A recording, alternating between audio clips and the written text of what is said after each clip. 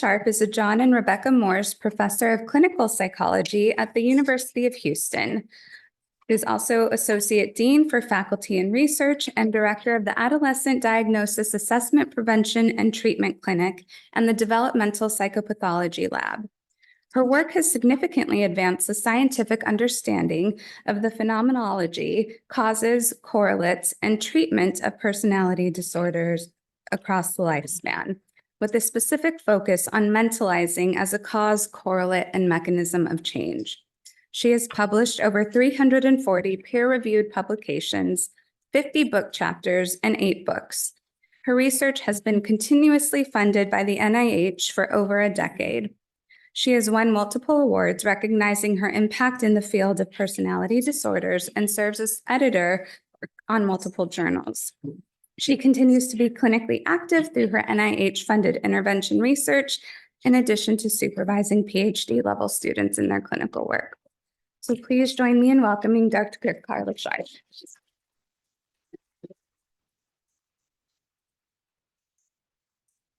Thank you so much, Kelly. I want to thank Maggie and Kelly and Abby, Julie, all the conference organizers for inviting me to be here. The NEABPD Conference has set the standard over the years for integrating the perspectives of those with lived experience, their family members, scholars, and clinicians. So it's a real pleasure for me and an honor to be here to present today. I also want to congratulate the conference organizers for picking this theme, destigmatization. As we've already said, and I'll elaborate on that, this continues to be a challenge in our field. And the question I'll be asking today is whether dimensionalization can help in this problem. And so I'll be talking about, I'll be explaining what I mean with dimensionalization. And as I go through this talk, I want us to reflect on what the impact of dimensionalization will be for the construct of BPD. And I was just saying to Maggie earlier, just as we've become proud of this disorder, you know, I'll be advocating that we perhaps take a different view towards it. So I'm really inviting you into this dialogue and hope that we can talk about that. You will see that my lens is developmental. I'm thinking about prevention and early intervention all the time. And we do know that dimensionalization helps with that. But the big question today is, can dimensionalization help with destigmatization? So my learning objectives to provide an understanding of the alternative model. This is the dimensional model in particular, what it means to approach the diagnosis of personality disorder from this perspective, to demonstrate the advantages, or asking whether these are advantages of dimensionalization in the diagnosis of personality disorder, specifically as it relates to destigmatization.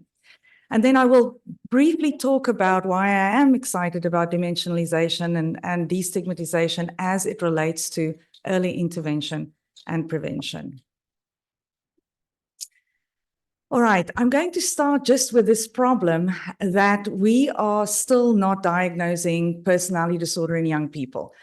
This was done in 2013 when Drew Weston showed that only 28% of young people who deserves a personality disorder diagnosis, and we're talking about 12 to 18-year-olds, actually receive the diagnosis.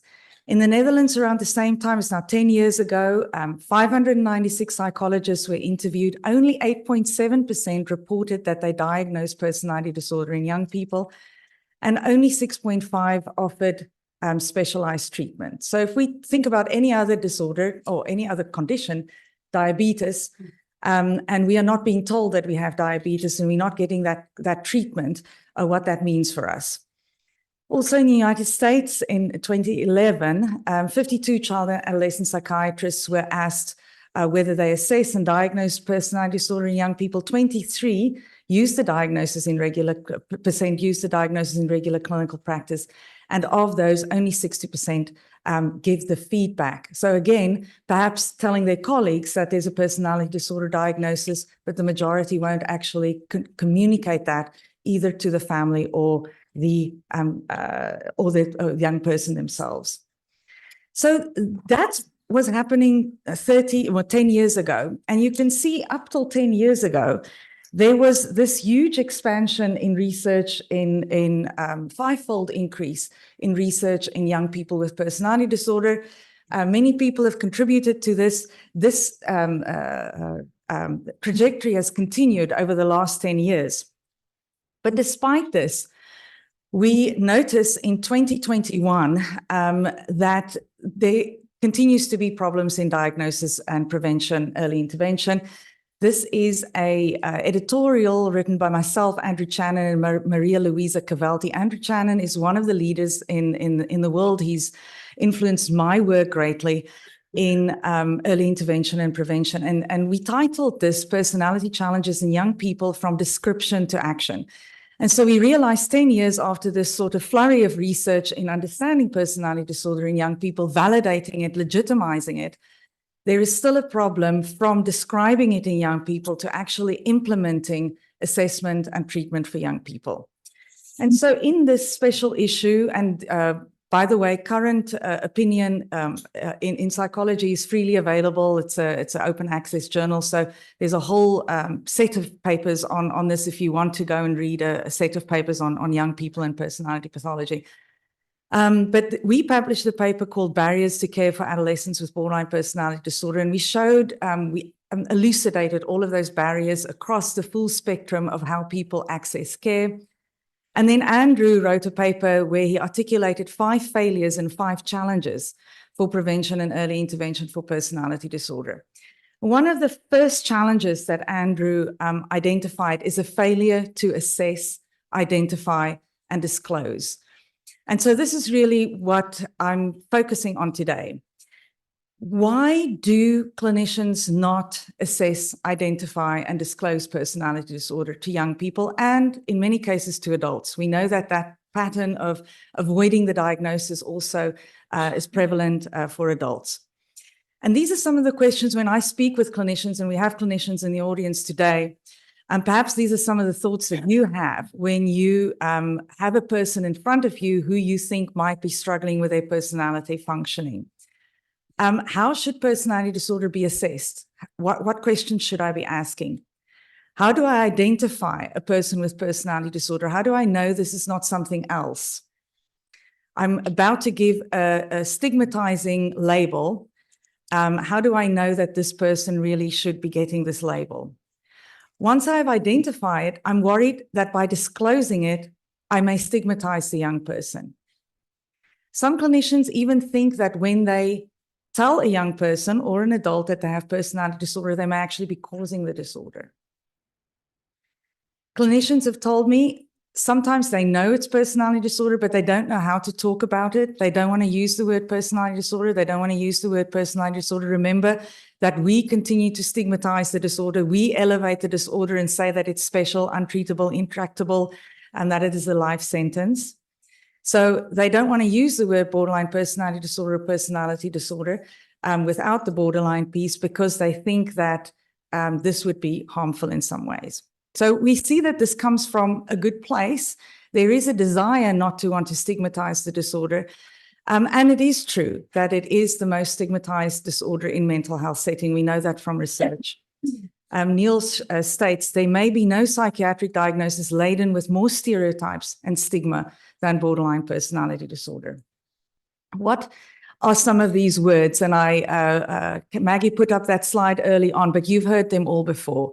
Manipulative and difficult, untreatable, not really sick, choosing to be this way, acting out, it's for attention only, to control others. Central to stigmatization is suicidal behavior and self-injury. When you ask individuals why this is central to the stigma of personality disorder, clinicians and their family members with those with personality disorder will say this is very scary for them. So the scariness of the suicide and self-harm adds to the stigmatization of the disorder.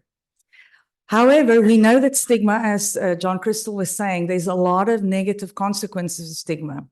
Stigma increases volatility. Why? Because it's invalidating. Any person who's invalidated is going to insist more on whatever it is that they want to say. So stigma increases volatility because it's invalidating. We know from research that nurses show less sympathy to people with BPD compared to other mental illnesses. So in the end, all of these, as I said, comes from a good place. When clinicians don't diagnose the disorder, they end up withholding the diagnosis in favor of an Axis 1 disorder.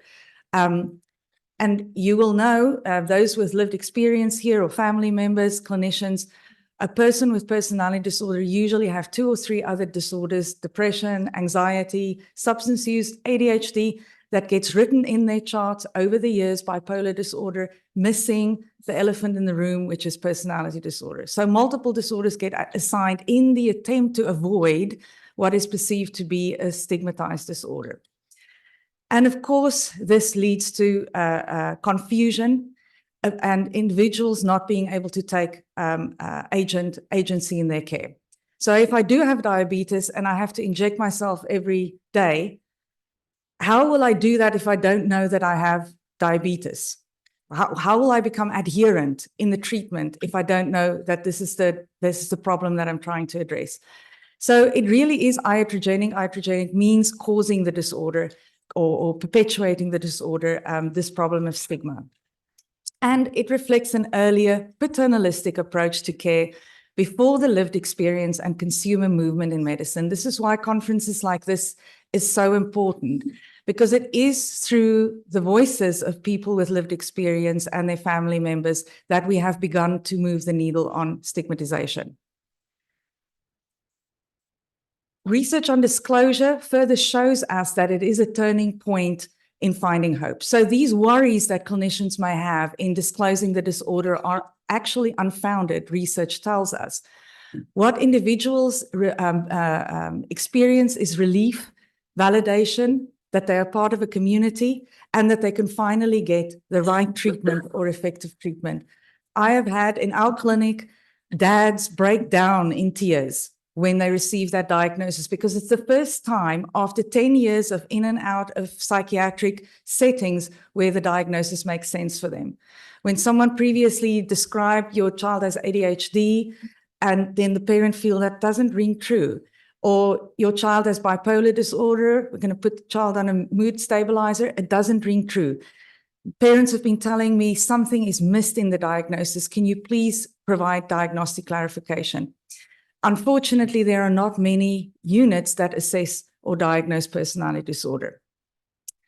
What happens with non-disclosure is that we delay effective treatment 10 to 15 years. A scoping review was done by Klein in 2022, which showed that individuals want to be informed of their disorder, their diagnosis. They find the diagnostic process therapeutic. They feel more positive if it's communicated with optimism. Early on, Maggie said the reason why we have shied away from diagnosing personality disorder was based on misinformation. We thought that this is an untreatable disorder. We now know that it isn't an untreatable disorder. So disclosing it with optimism that this is a treatable disorder is really, really important. If it's not disclosed, individuals will disengage from treatment. Psychoeducation is helpful, giving up-to-date and correct information, and I'm really glad to share the alternative model with you today, because I think we are moving in that direction. So all of us need to start thinking about the alternative model and how to incorporate that in our work and in destigmatization.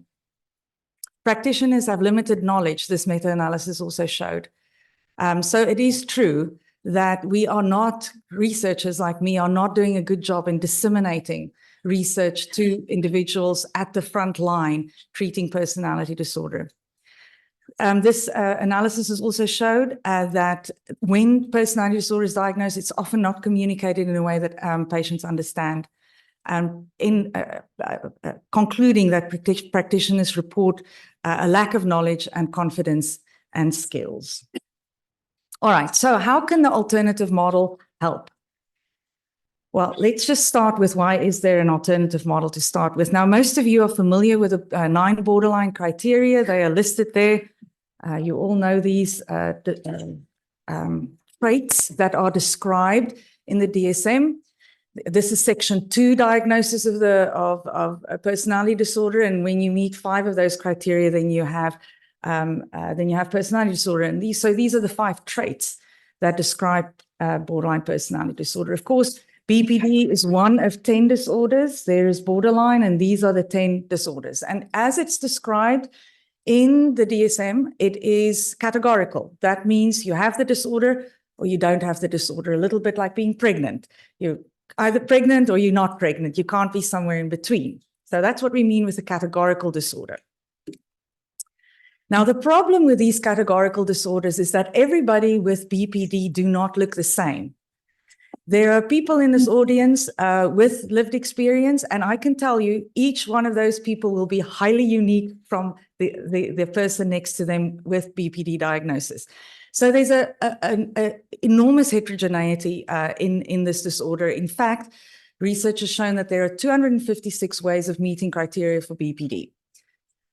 So we get multiple age ranges. Gender doesn't seem to be an issue, a distinguishing feature. Severity doesn't seem to be a distinguishing feature. People present in multiple places because there's differences in severity level. A lot of people are seen in outpatient clinics, GP private practice. The course differs for people. Some people have a more stable course. Some people have a more erratic course, moving in and out of the diagnosis, in and out of the threshold. And then importantly, the manifestation is different. We've tried for 20, 30 years to try and identify subtypes within BPD to try and cover some of this heterogeneity, but without not a lot of success. But often the way we talk about it is that some people with BPD manifest in a sort of more internalizing way, a distress way, turning the distress and the pain inward. Other people with BPD manifest in a sort of externalizing, impulsive, dysregulated way. But those are attempts at subtyping, which, like I say, is not so successful because people are not so easily categorized in those two, and most people show a mixture of internalizing and externalizing manifestations. There's also co-occurring conditions. So as I said, if you meet criteria for BPD, you probably also have 1 or 2 old axis 1 disorders. In addition, research has shown when interview-based assessments of personality disorder is done, so say a SCID-2 is done, a person meeting criteria with BPD will have 2 to 3 other personality disorders diagnosed. So from the clinician standpoint, they're interviewing a patient and they feel like this person does not really quite fit a category. So they give them multiple categories and they write all of these now. Now, if you're a clinician, that we do treatment based on the diagnosis. So if you've got anxiety disorder, we do an anxiety disorder manual with you. If you've got BPD, we want to do a BBT manual with you. If you've got PTSD, we want to do a PTSD manual with you. But if you've got 6 disorders written up in your chart, it makes it very hard for the clinician to know what to do and how to go about treating this. Other problems, as I said, comorbidity with personality disorder. In the end, what clinicians do is they put down PDNOS, personality disorder not otherwise specified. There's no treatment manual for PDNOS. So not otherwise specified is sort of a bin category. I feel this person has something going on with their personality, but it doesn't fit avoidant, it doesn't fit narcissistic, it doesn't fit BPD, so I'm just going to do PDNOS. Or they don't diagnose it at all. They just turn a blind eye and say, we're going to focus on the substance use, the depression, and the anxiety. Of course, there's some symptom relief when people do that, but the core of the problem does not get addressed, and people go on year after year suffering. Importantly, for our discussion today, the categorical approach, those 9 borderline traits that I described, puts an emphasis on dispositional traits. Disposition means born with it. It's inside of you.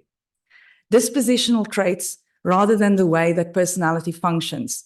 The difference between what the personality is, who you are, and what personality does.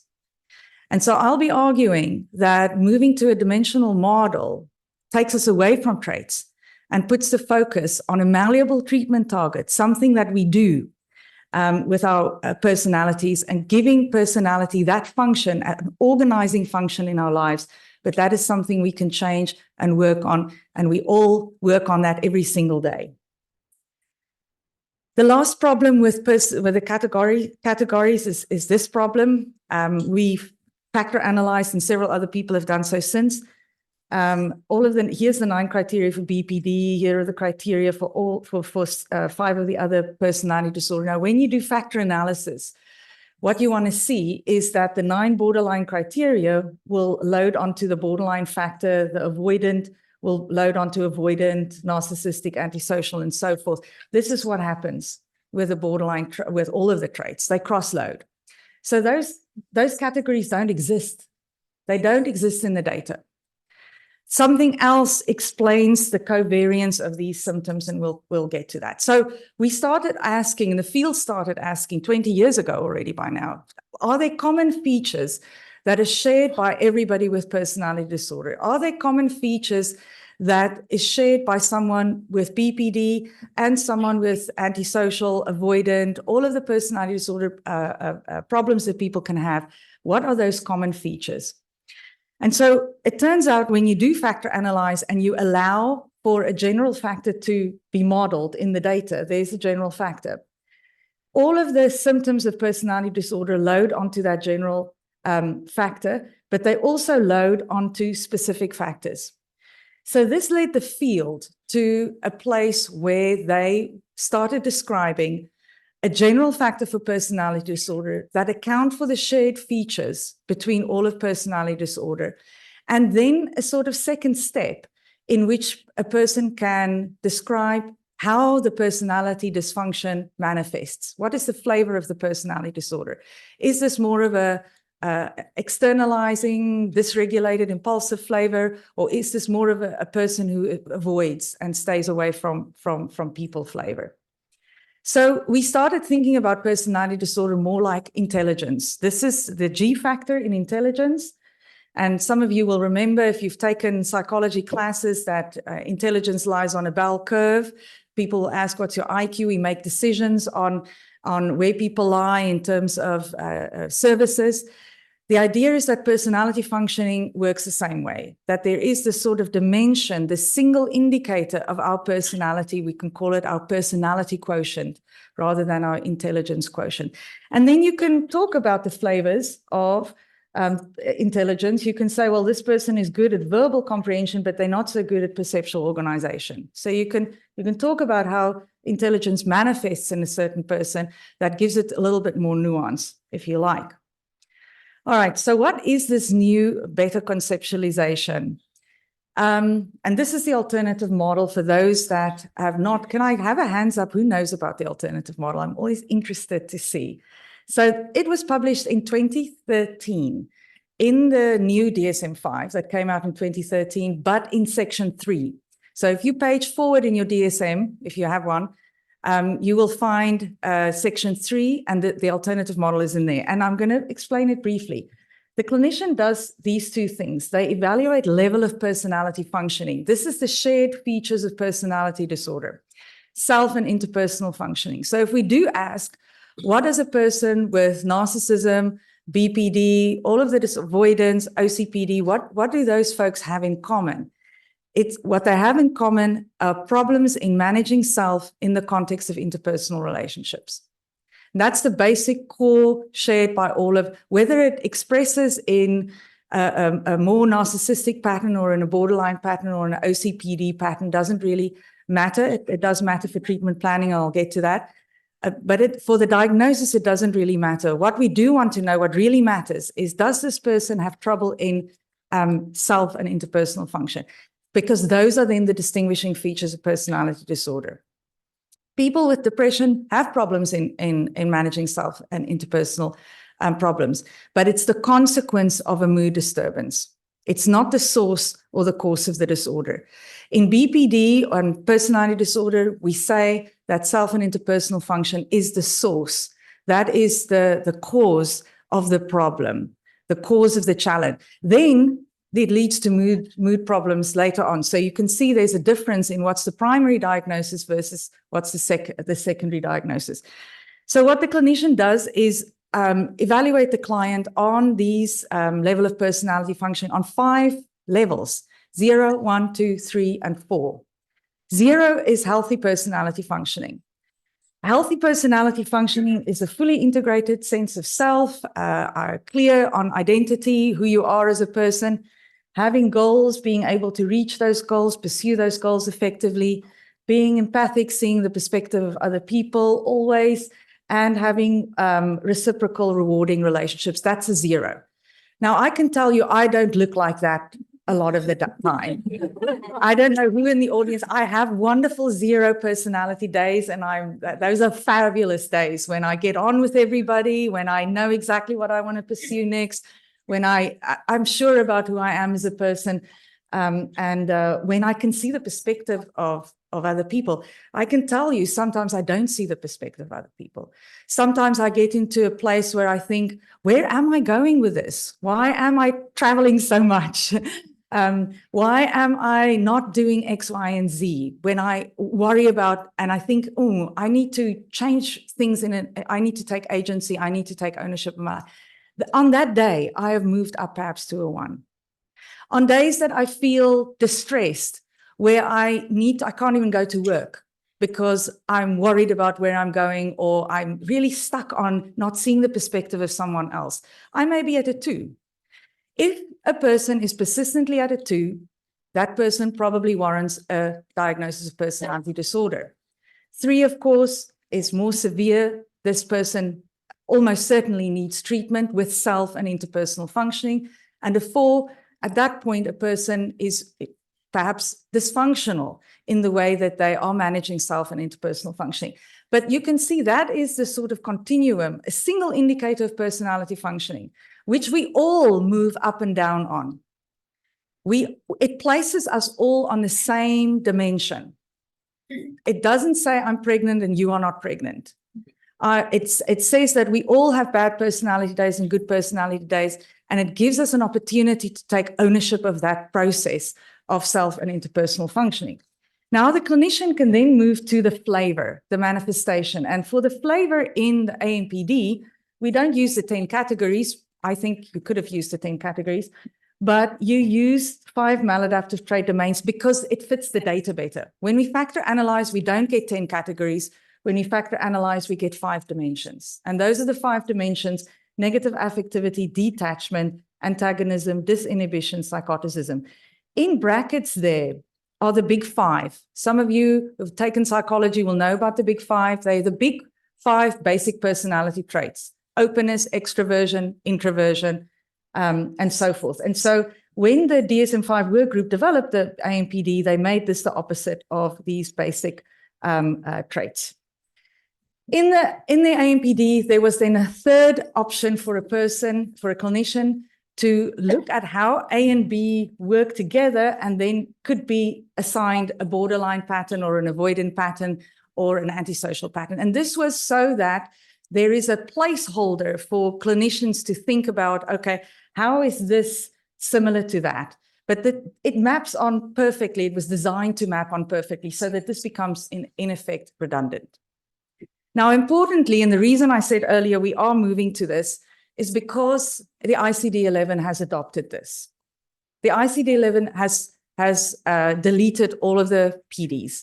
They were going to delete BPD completely, but there was a big discussion in 2017, and it was decided to leave the borderline pattern as a sort of placeholder. And so I know, for instance, at the moment, the American Psychiatric Association is reconsidering and again evaluating the AMPD, an abbreviated version of the AMPD, for inclusion in Section 2. So we'll have to see if the DSM follows suit with the ICD-11, but if you are using ICD-11 codes for insurance purposes, this is what you will be using: mild, moderate, and severe personality disorder. And importantly, you don't even have to describe the traits. You only have to decide whether a person has personality disorder or not. All right, I want to shift the focus a little bit on, as a developmentalist, why I've been excited about this. I'm going to talk about Henry. He is a 15-year-old person who identified as pansexual. His preferred pronouns was he, him, and his. He lives with his adopted mother, stepfather, 5-year-old brother, who is biologically unrelated to him. He was referred for an evaluation after a recent suicide attempt. Henry reports having thoughts of death or dying at least 3 times a week. His parents report that he made an impulsive suicide attempt. And he was then in an inpatient acute stay. This happened after a breakup with his girlfriend, who felt that she could not commit to him. During admission to hospital, the parents reported Henry has intense anger outbursts. He said that these are only times when he feels emotions, and that most of the time he feels emotionally dead or has no feelings inside. He reported he has no friends and feels utterly alone. His mother described him as a follower who succumbs to peer pressure, yet does not fit in. He reported not feeling like he belongs to any peer group at school, like a black sheep of his family, because he ruins everything. During his inpatient stay, Henry was diagnosed with depression, general anxiety, insomnia, ODD, oppositional defiant disorder, ADHD, and his parents were considering homeschooling. So this is a very typical pattern of developmental pattern of someone who may end up meeting criteria for BPD much later. As a baby, he was described as fussy, in quotation marks, and not easily soothed. As a toddler, she reported that he was very sensitive and had frequent tantrums. His preschool teacher described him as an active, energetic toddler. Throughout elementary school, Henry began exhibiting symptoms of hyperactivity, and now he gets a diagnosis of ADHD. His teachers report he had difficulty staying in his seat, asked to go to the bathroom a lot, would talk to other students during quiet time. During parent-teachers conferences, he reported that he had difficulty making friends and was often seen playing alone at recess. When he did make friends, he was very anxious to impress them, and his feelings would get hurt easily if friends chose to play with someone else. Then he gets to 3rd grade, age 9, and he starts showing school avoidance, and he has somatic symptoms, tummy aches and headaches. At this point, in addition to his ADHD diagnosis, he gets a diagnosis of school refusal, and you can see how these diagnoses start adding up. When he enters middle school at age 12, he became increasingly defiant and began receiving detentions for tardiness and classroom misbehavior. He also reported increased stress related to schoolwork, developed a temper, and started talking back to his parents. His psychiatrist diagnosed him with oppositional defiant disorder. His mother noted that he was often in a bad mood or irritable with the family nearly every day, but thought that he was just going through a teen phase. At the time, he felt sad, and much of the time, and the only thing that made him happy was video games. At 13, sadness increases after his friends moves away. He reports cutting himself. He reported doing this for a variety of reasons, being bullied for his sexual orientation, or feeling dead when he wanted to turn back on his feelings. At this point, he was put on a mood stabilizer to try and manage the combined internalizing and externalizing symptoms. When he didn't respond to the mood stabilizers, he was sent to our clinic, and we evaluated him. So all through this period, nobody is asked about Henry's personality functioning, and he got all of these diagnoses. This is a typical pattern for young people that come to our clinic, but there are other trajectories too. Sometimes we see someone who was doing just fine until they hit middle school, and then things started becoming more complicated for them. But I'm using this case because what it illustrates to us, if we put this in a visual form, is that a lot of time personality disorder, BPD, or personality disorder writ large, lives on top of this sort of internalizing and externalizing symptoms, anxiety and depression. That is all already emerging, ADHD symptoms that's already emerging as a child. So these are temperamental aspects that are expressing themselves in these sort of early anxious temperament, depressive temperament, impulsive behaviors. When young people then get to adolescence, they have if these problems continue, they become more severe. BPD may be diagnosed. This is on the severity spectrum. This is the P factor. If you've ever heard of the P factor, the psychopathology factor. It's a model developed by Caspi. The only thing we did was to place where personality disorder fits in. But it's on the psychopathology or severity spectrum with thought disorder right at the top. Early on, Maggie said that the original definition of BPD was between neurosis and psychosis, and this is exactly what that is. So there's some truth, even though we don't use those words anymore, neurosis, we certainly use the word psychosis still, but internalizing, externalizing symptoms, depression, anxiety, is that neurosis or negative affectivity that we see as a temperamental trait, and I'm going to come back to that in a minute. Personality disorder is then something else, and we're going to talk about what that is, and thought disorder is up there. Otto Kernberg's model, if you do read Otto Kernberg, said the same in 1967. How does this map onto the AMPD? Well, you remember these 5 traits. If we look at how these traits develop, when babies come into the world, we know that they have differences among themselves in positive emotionality or negative emotionality and effortful control. We can observe that in babies, we can code that, and there are these sort of temperamental individual differences, and they map one-to-one onto the big 5 traits. So positive emotionality is extroversion, negative emotionality is neuroticism, and so on. So these temperamental traits interact with the environment. They evoke responses from the environment. If a baby is an approach behavior, super smiley, that baby may be getting lots of smiles back from the environment. If the baby is a quieter baby and needs a little bit more warm-up time, people are going to be responding differently to that baby.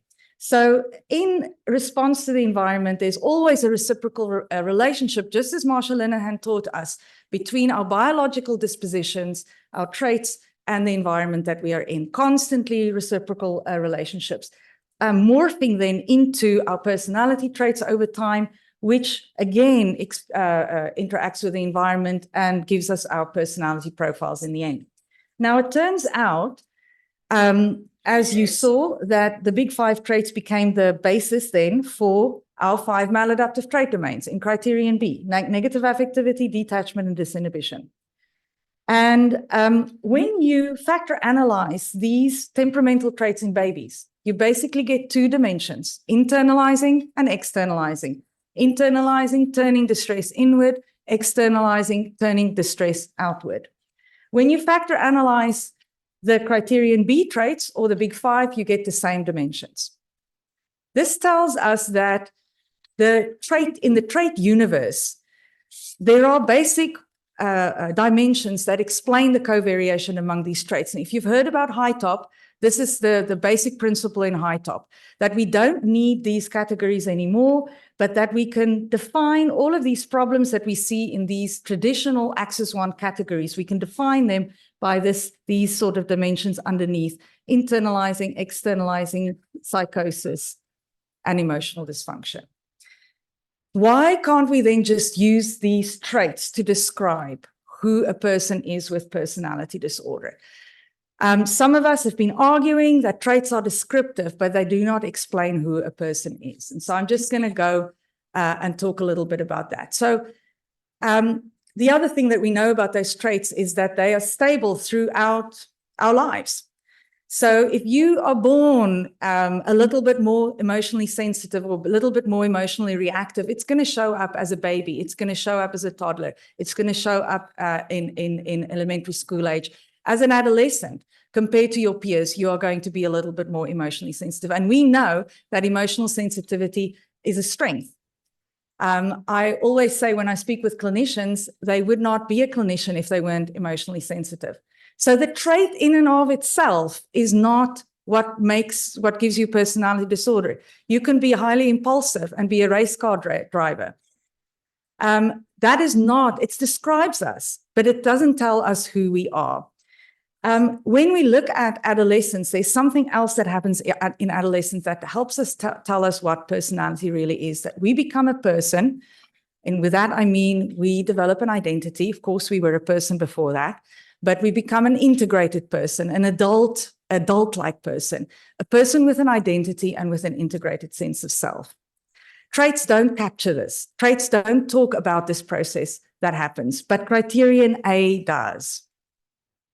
So I've published several papers. I'm not the only person advancing this. John Livesley, if you know John Lively's work, Les Morey, there, Otto Kernberg would certainly be in that camp. But across the spectrum of folks working psychodynamically, more behaviorally, cognitively, there are individuals that are promoting this idea that personality functioning and self is the core of personality and personality disorder.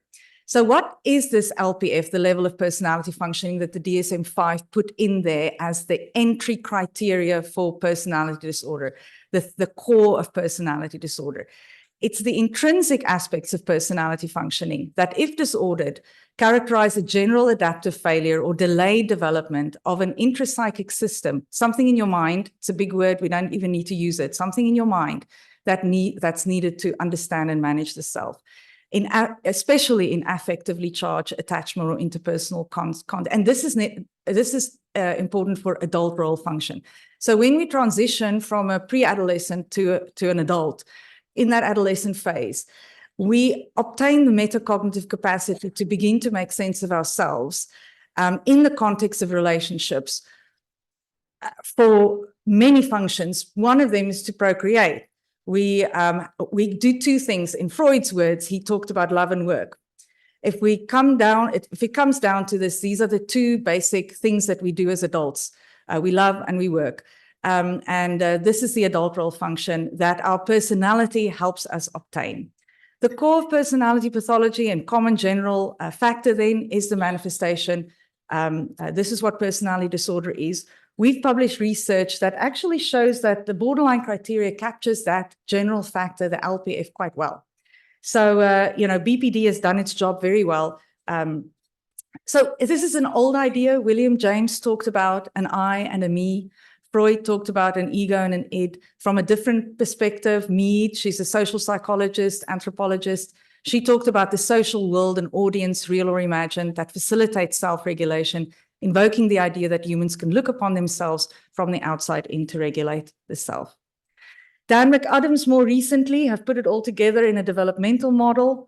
He talks about these dispositional traits that we are all born with, the internalizing and externalizing spectrum.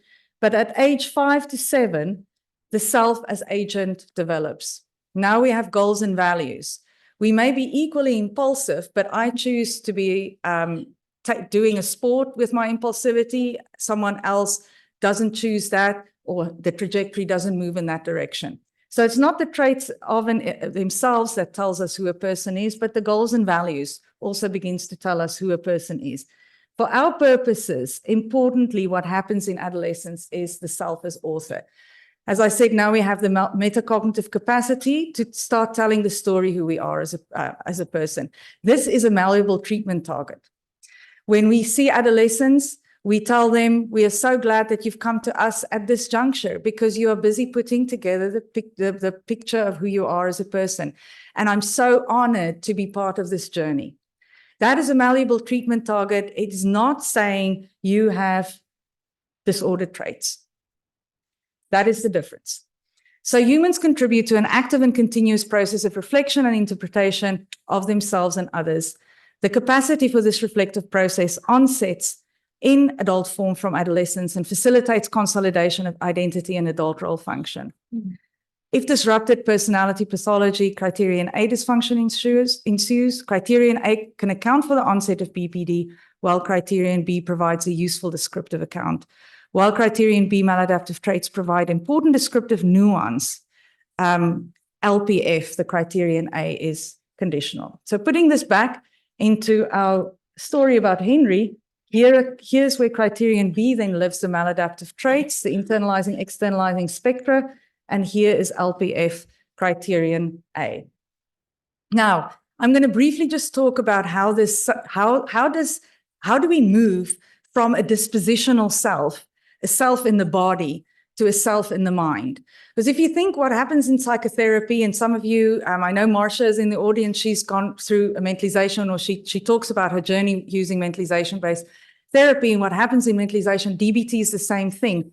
We start to we start to not think about how things are, but how things are in my mind about how things are, and that I can change my mind. I am not fixed in. So we move from a dispositional self to a psychological self. And I'm going to briefly talk about this model. It's Peter Fonagy's model. Here's the dispositional self. Here's the psychological self. Now, Peter Fonagy developed this model in the context of caregiving.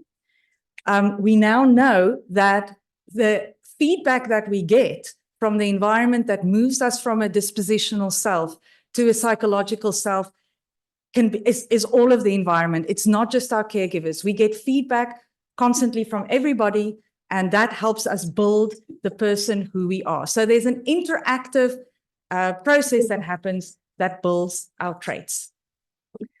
So through that process, our mentalizing capacity, this reflective capacity of helping us think of who we are as a person, is really important. So I'm going to stop here with the implications then for assessment.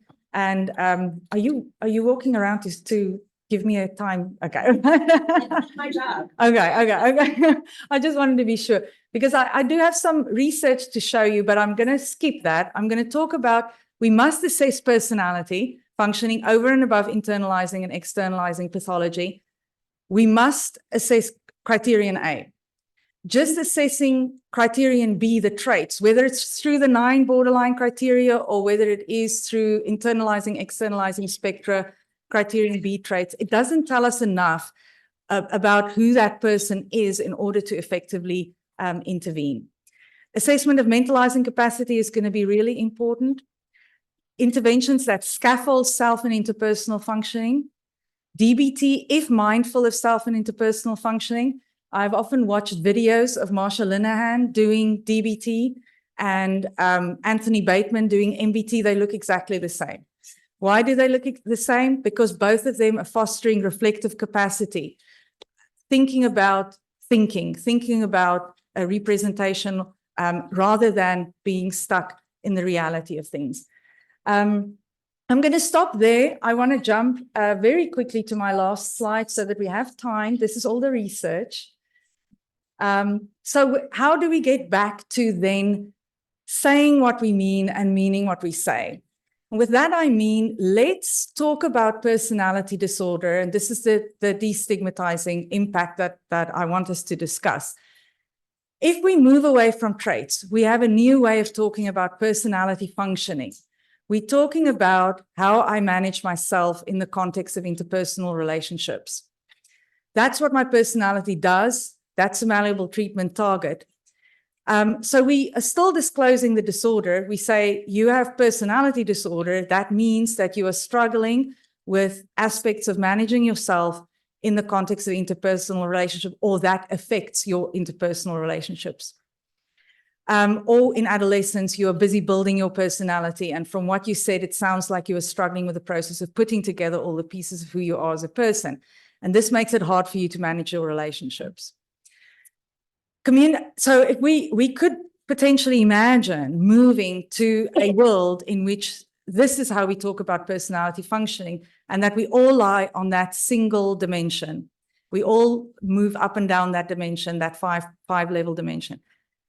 When we communicate with individuals, we will then say that personality challenges or relational patterns are not intractable. This is something you can change. This is something that you can look at.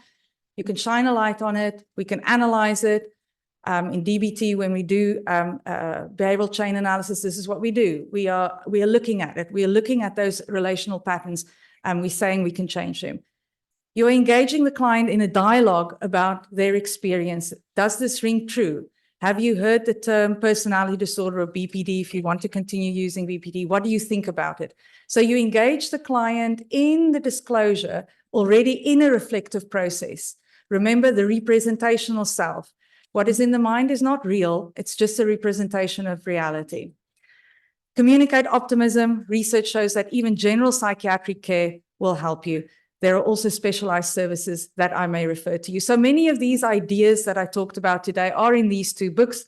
In General Psychiatric Management, this John Gunderson's treatment that he developed, Lois Choi Can adapted it for adolescents.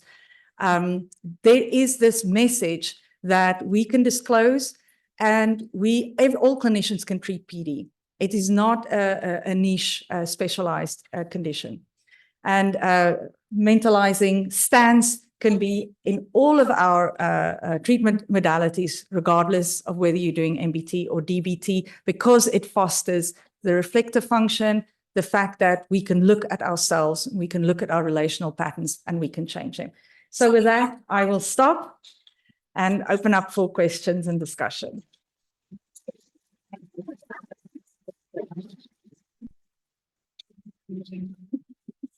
Thank you so much, Dr. Sharp. That was full of very important, helpful information. So we have a lot of questions from our audience. We'll try to get through as many as we can.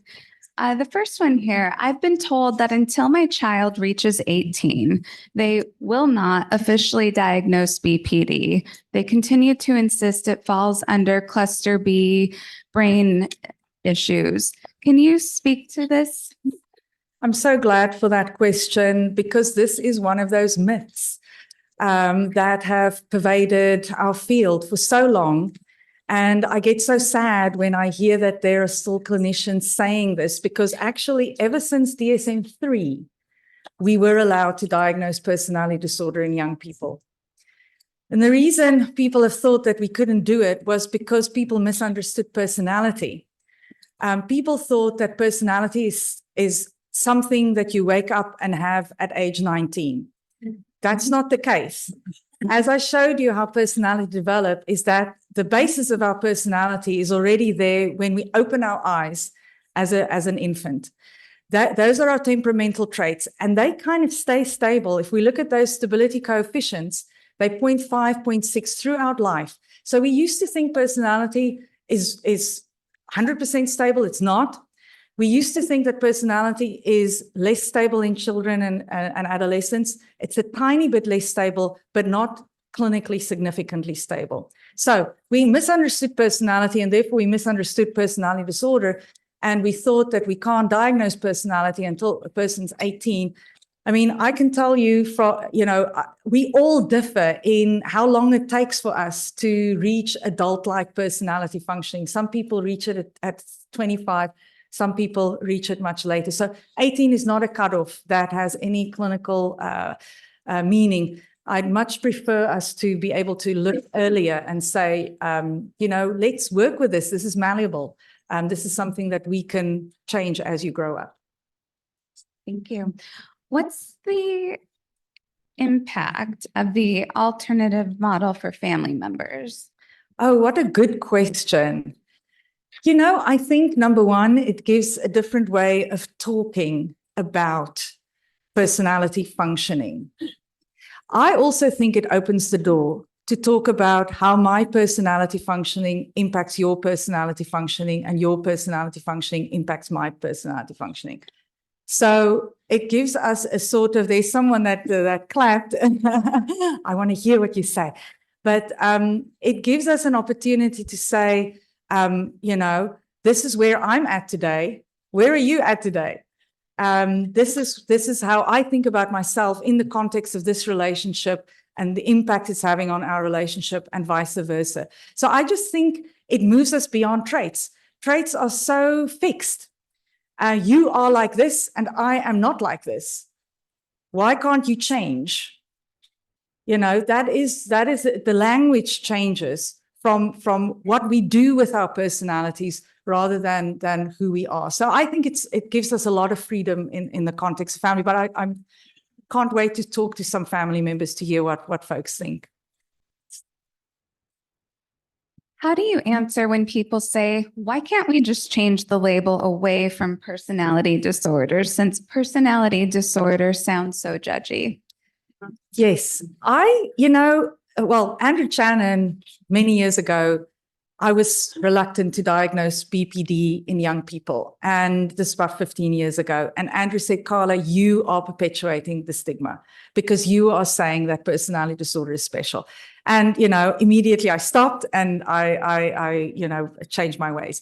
But so I've been thinking a lot about this issue of personality. I think if we can understand what personality really is, that it is not just our traits, that it is, as Dan McAdams says, it's our traits, it's our goals and values, it's also the story that we tell about ourselves. Then there's nothing wrong with the word personality. Personality comes originally from the word persona, which means mask, which is the representational self. We don't share everything about who we are as a person 100% of the time, every single day. We modulate what we share. And that's why we are, to some degree, wearing a mask all of the time, but we are in touch with that mask. And we know when we are modulating our presentation of self in different contexts. So I'm not so scared of personality. I want to take Andrew Channon's view and say, why should we be scared of personality? But we must define personality. We must mean what we say and say what we mean. It's not just traits. It's more than traits.